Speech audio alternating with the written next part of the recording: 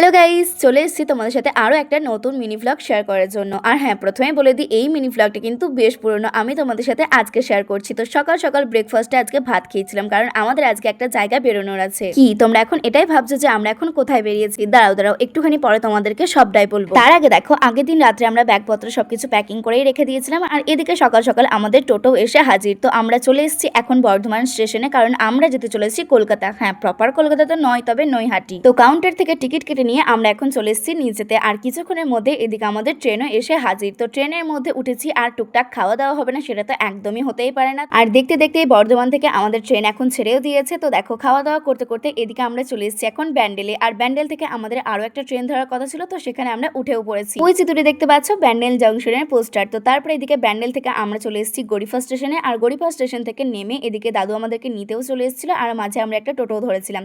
তো কালকে কি করলাম সেটা তোমাদেরকে অবশ্যই নেক্সট ভিডিওতে জানাবো।